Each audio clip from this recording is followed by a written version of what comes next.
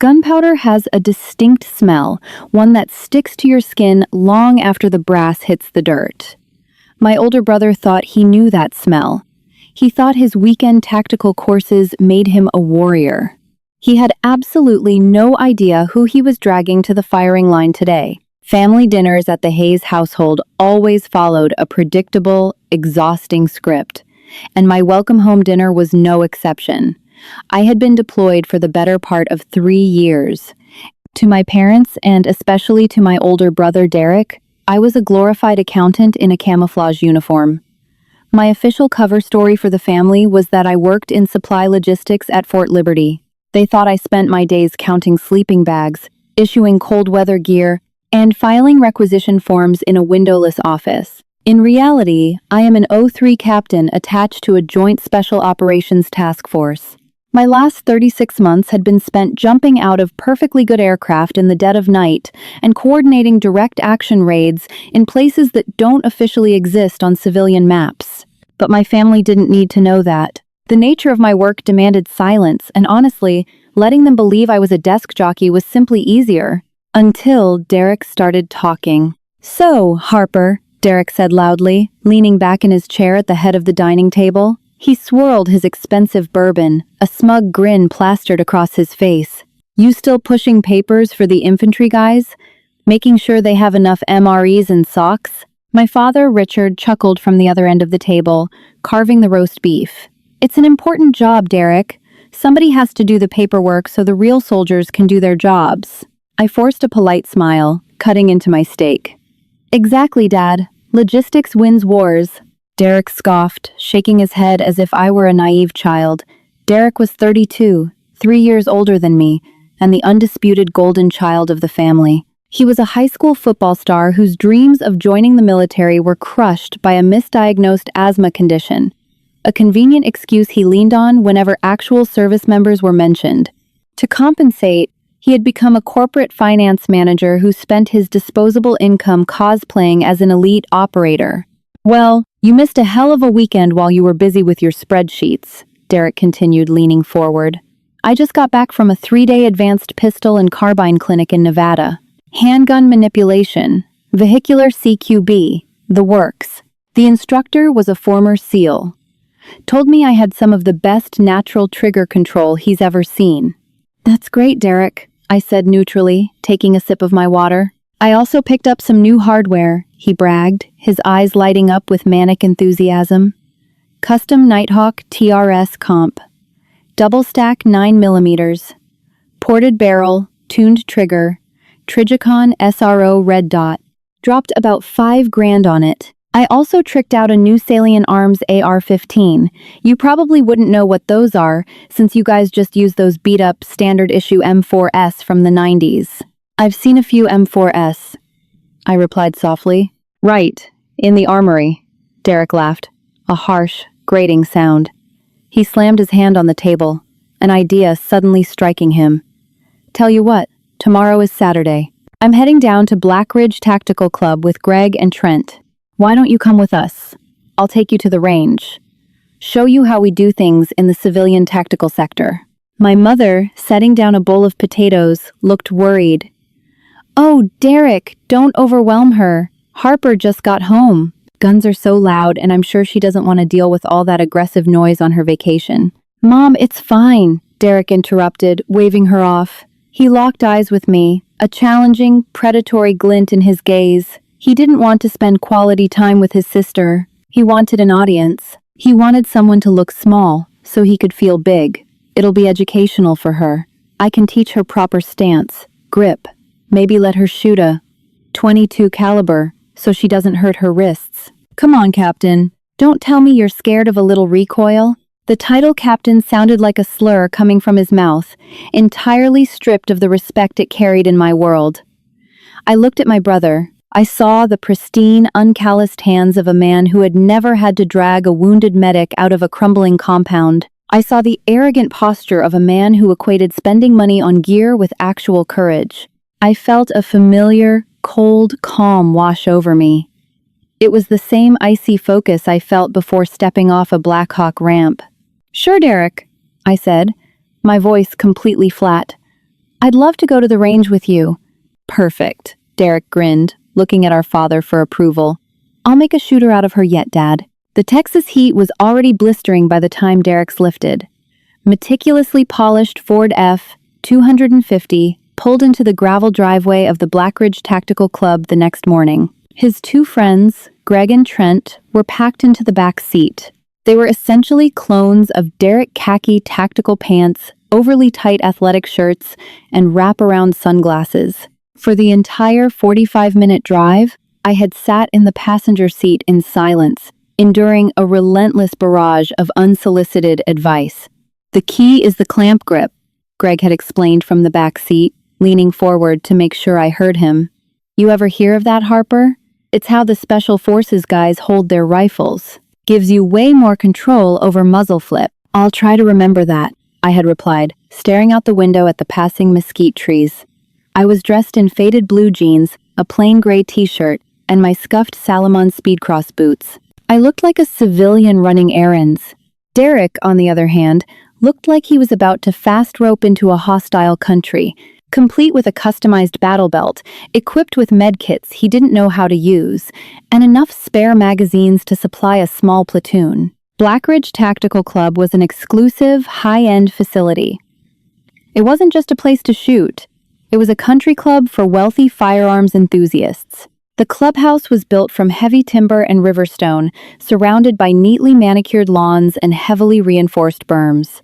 As we walked through the heavy glass double doors, the air-conditioned lobby smelled of rich leather, dark roast coffee, and the sharp, metallic tang of Hoppe's No. 9 solvent.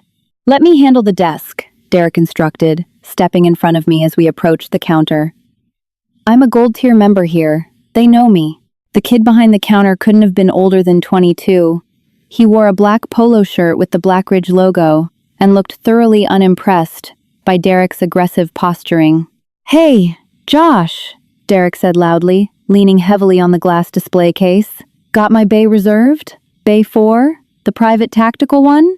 "Yes, sir, Mr. Hayes. Bay 4 is ready," Josh said mechanically. "I just need everyone in your party to sign the liability waivers on the iPads over there."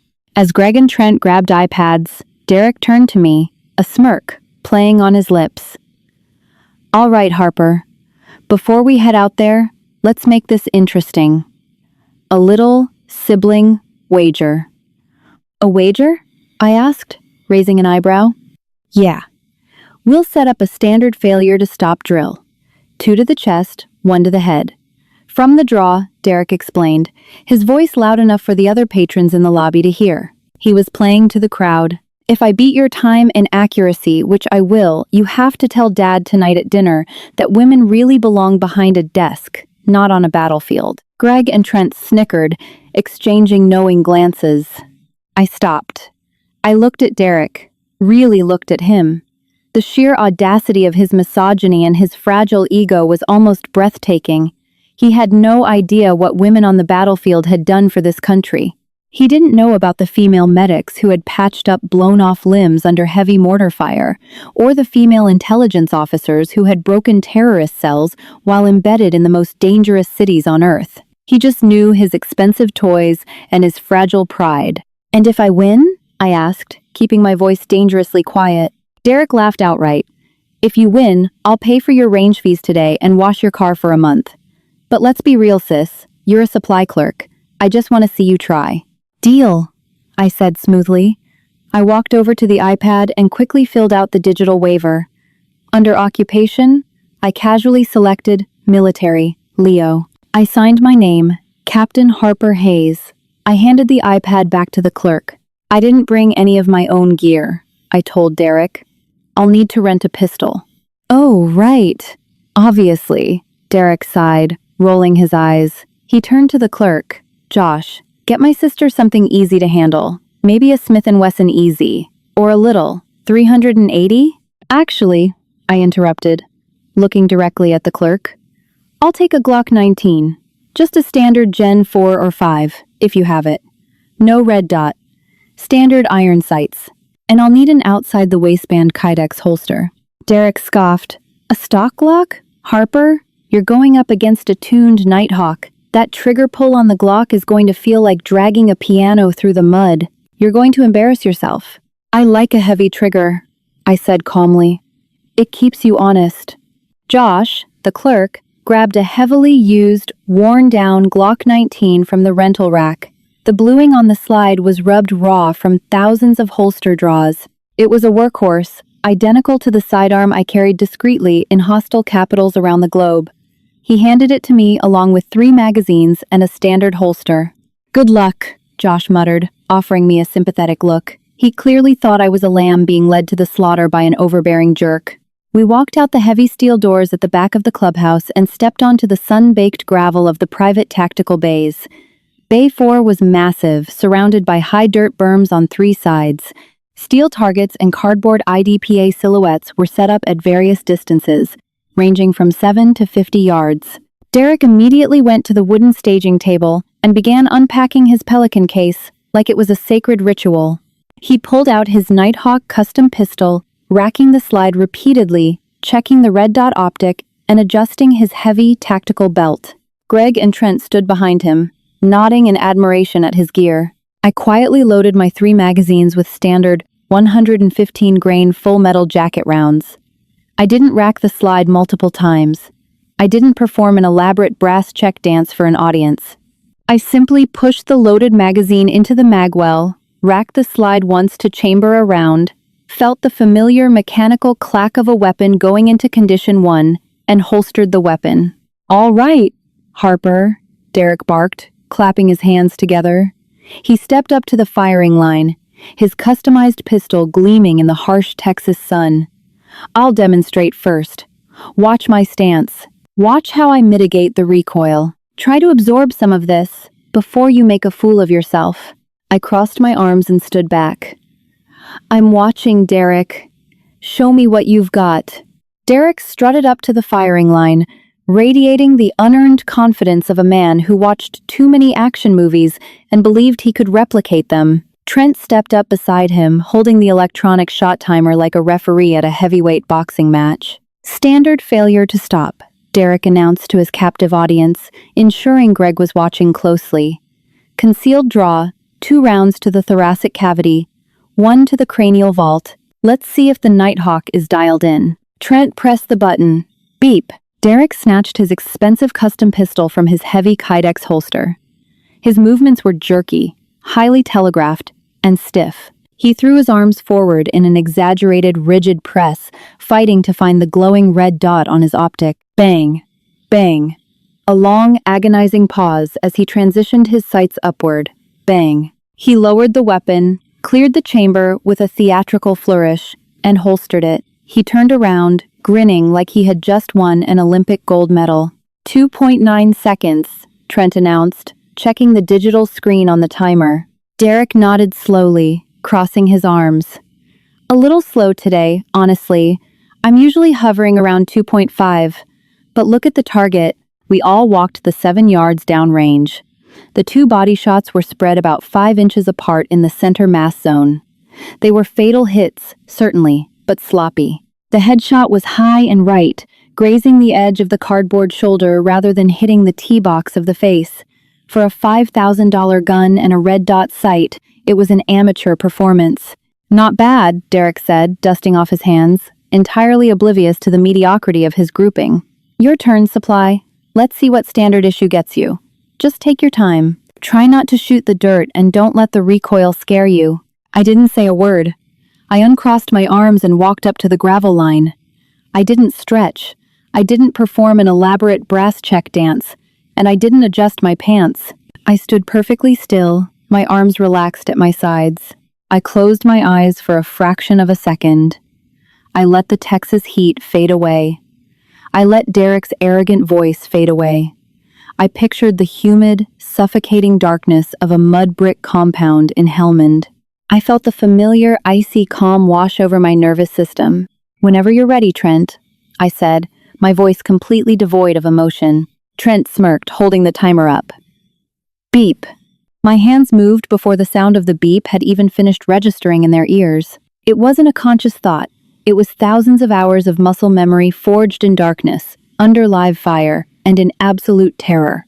My right hand married the grip of the Glock 19, while my left hand cleared the hem of my t-shirt. The weapon cleared the holster, leveled out horizontally, and my support hand locked into place, clamping down with crushing pressure.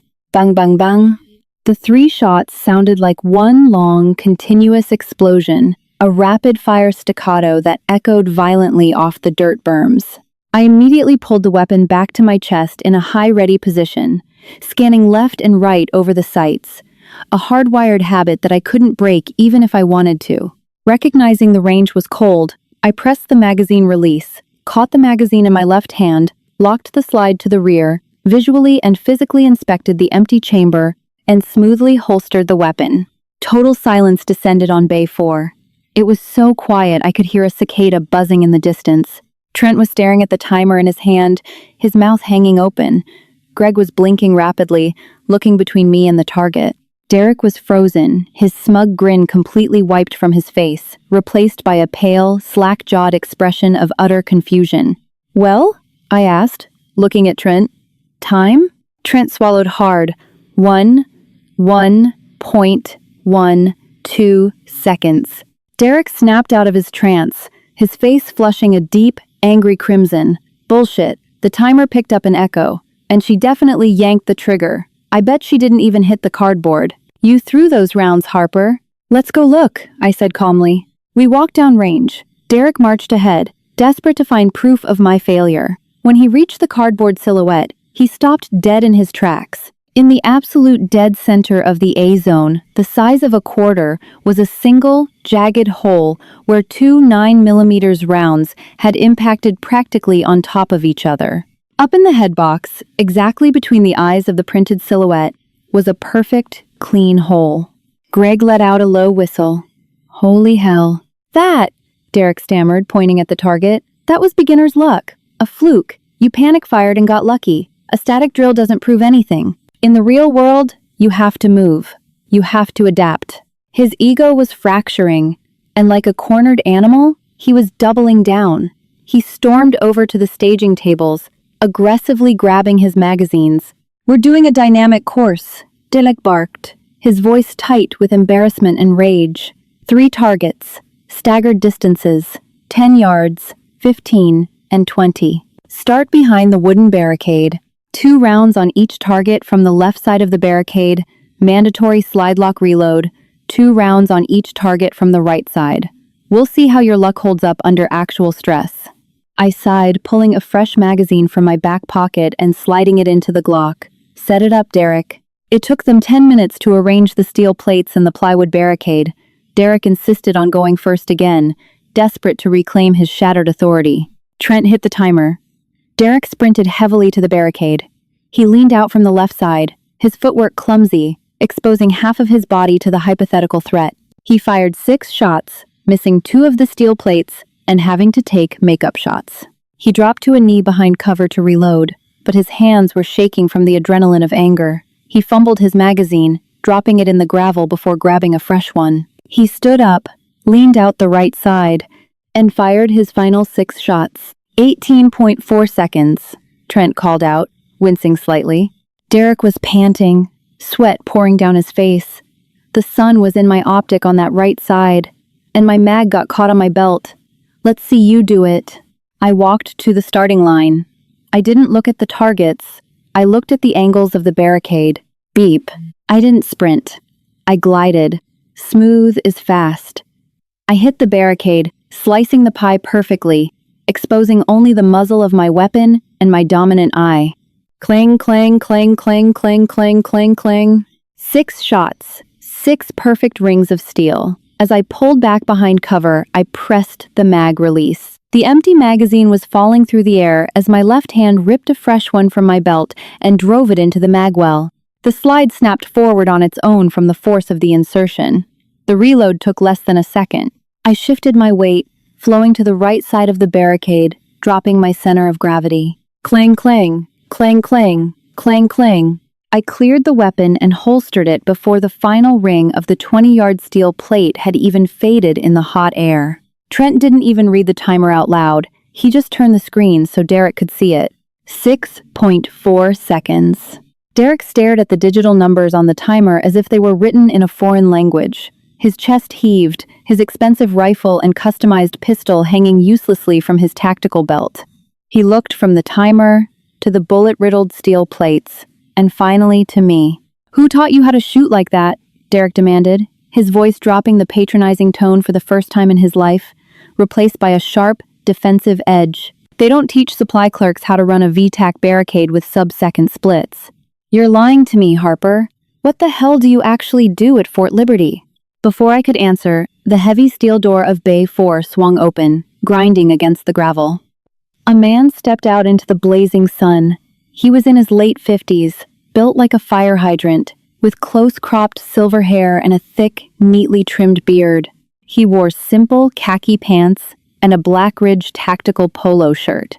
But the way he carried himself, balanced, alert, absolutely grounded, screamed Tier 1 operator. It was Sam Donovan. Command Sergeant Major Sam Donovan, retired. Former Delta Force, a legend in the Special Missions Unit community, and, as I was just now realizing, the owner of Black Ridge Tactical Club. Derek, eager for a distraction from his monumental humiliation, immediately puffed his chest out. He recognized the owner and saw an opportunity to align himself with a fellow alpha. "Hey, Sam," Derek called out, forcing a hearty, jovial laugh. "Good to see you, brother. Just out here running some dynamic drills, breaking in the new Nighthawk, getting some good reps in." Sam Donovan didn't even look at Derek. His piercing blue eyes were locked entirely on me. He walked slowly across the gravel, the crunching of his boots, the only sound in the bay. He stopped about 5 feet away, studying my face, then looking down at the worn rental Glock holstered at my hip. "I was sitting in the clubhouse office," Sam said, his voice a deep, gravelly baritone that commanded instant, absolute silence. "I heard a shooter running a failure-to-stop drill on Bay 4, 1.1 seconds. Then I heard a barricade transition drill, unbroken cadence, perfect rhythm. Only top-tier door kickers and SMU boys shoot with that specific split time." Derek chuckled nervously. "Yeah, well, I've been practicing." "Shut up, son," Sam said quietly, without even turning his head toward Derek. The words hit like a physical blow. Derek instantly snapped his mouth shut. Sam took a step closer to me. A slow, respectful smile broke through his thick beard. "I thought I recognized that stance," Sam said softly. "The last time I saw you, you were covered in brick dust, coordinating a medevac, while calling in danger close Apache gun runs outside of Kandahar. Task Force Orange, if I recall correctly." Greg and Trent physically recoiled, their eyes bugging out of their heads. Derek stood entirely paralyzed, all the blood draining from his face. "It's good to see you, Command Sergeant Major," I said, a genuine smile finally touching my lips. I extended my hand. Sam took it in a firm, calloused grip. "I'm a civilian now, Harper, just Sam. I heard you made captain a few months back, directing the strike teams now?" "Something like that, Sam. They keep me busy." "I bet they do," Sam laughed, shaking his head. He finally turned to look at Derek, his eyes narrowing with a mixture of pity and absolute disdain. "This clown bothering you, Captain?" "He's my older brother, Sam," I replied smoothly. "He was just showing me how things are done in the civilian tactical sector. He bought a very expensive gun." Sam snorted, a harsh, unforgiving sound. "A $5,000 gun in the hands of a 10-cent shooter.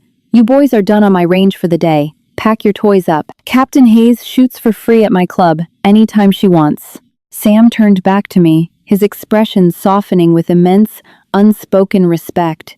The kind of respect that is only earned in the blood and fire of the places we had both been. He snapped a crisp, perfectly executed salute, even though he was in civilian clothes. "Welcome home, Captain."